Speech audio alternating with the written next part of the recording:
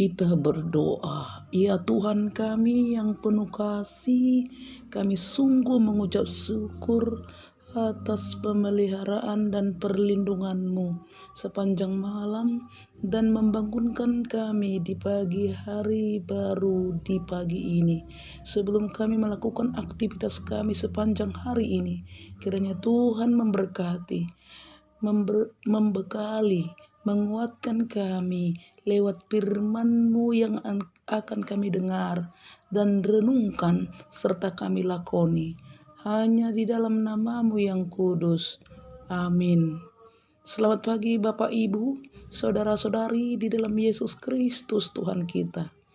Firman Tuhan bagi kita hari ini, Sabtu 8 Oktober 2022, sebagai renungan sesuai dengan Almanak HKBP, tertulis di 1 Samuel 2 ayat 30, yang bunyinya demikian. Sebab itu demikian firman Tuhan Allah Israel, sesungguhnya aku telah berjanji, keluargamu dan kaummu akan hidup di hadapanku selamanya. Tetapi sekarang demikianlah firman Tuhan, jauhilah hal itu daripadaku, sebab siapa yang menghormati aku akan kuhormati, tetapi siapa yang menghina aku akan dipandang rendah. Imam Elia adalah imam besar yang takut akan Tuhan. Namun kedua anaknya Hofni dan Pineas tak mengikuti jejak ayahnya. Kelakuan atau perbuatannya sungguh kelewatan.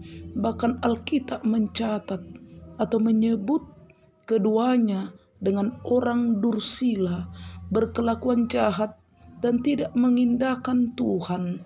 1 Samuel 2 ayat 12. Mereka telah menyalahgunakan jabatannya sebagai imam hanya untuk memuaskan keinginan dagingnya.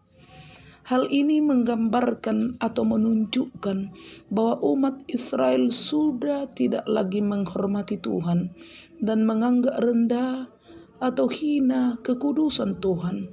Padahal firman Tuhan berkata, hendaklah kamu menjadi kudus di dalam seluruh hidupmu, sama seperti Dia yang kudus yang telah memanggil kamu. Sebab ada yang tertulis, kuduslah kamu sebab aku kudus. 1 Petrus 1 ayat 15-16. Tetapi ketika menghadapi situasi genting dan terdesak, mereka baru teringat kepada tabut perjanjian Tuhan. Mereka mencari Tuhan dan memanfaatkan Tuhan hanya sebagai pemenuh kebutuhan belaka. Dengan membawa tabut perjanjian ke tengah-tengah perkemahan, mereka berharap Tuhan segera turun tangan dan menolong mereka.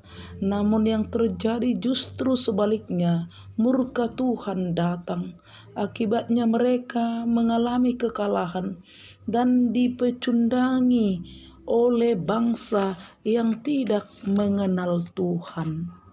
Di dalam hidup ini banyak orang Kristen berlaku seperti bangsa Israel. Ketika mengalami masalah, mereka tampak giat beribadah dan berdoa. Namun begitu masalahnya teratasi, mereka segera mengabaikan Tuhan dan kembali hidup dalam ketidaksetiaan atau ketidaktaatan kepada Tuhan. Bahkan ada pula yang berani tanda kutip menyogok Tuhan dengan berbagai macam persembahan dengan harapan Tuhan memuluskan pekerjaannya atau bisnisnya atau keinginannya. Ibadah dan pelayanan yang disertai motivasi yang tidak baik, tidak benar, adalah tak berkenan atau jahat di mata atau di hadapan Tuhan. Tuhan menghendaki kita beribadah dan melayani Tuhan dengan hati yang tulus, karena menghormati Tuhan bukan karena maksud-maksud terselubung. Inilah yang mendatangkan berkat. Kita harus benar mempercayai bahwa Tuhan tidak mau diduakan atau Tuhan tidak bisa dipermainkan. kita setia dan taat kepadanya, Tuhan akan hadir dengan kuasa kasih-Nya menaungi kita. Sadar atau tidak sadar kita di dalam hidup ini, kita seringkali tidak menghormati Tuhan di dalam rencana dan langkah hidup kita. Setelah menemui jalan buntu dan mendapati banyak masalah, kita ingat Tuhan. Bukannya menyadari kesalahan kita, tetapi justru menyalahkan Tuhan atas kegagalan yang kita alami.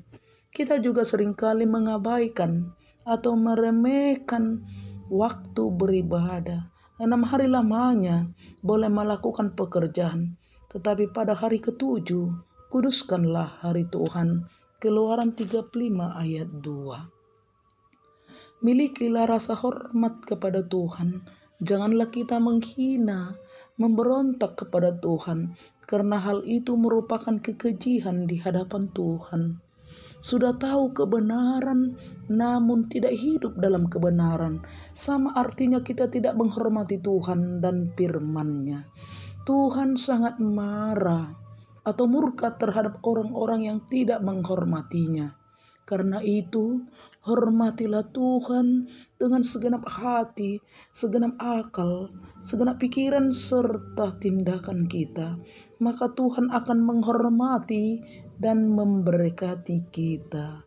Namun aku hidup, tetapi bukan lagi aku sendiri yang hidup, melainkan Kristus yang hidup di dalam aku. Dan hidup yang kuhidupi sekarang di dalam daging adalah hidup oleh iman dalam Anak Allah yang telah mengasihi aku dan menyerahkan dirinya untuk aku. Galatia 2 ayat 20. Amin. Kita berdoa.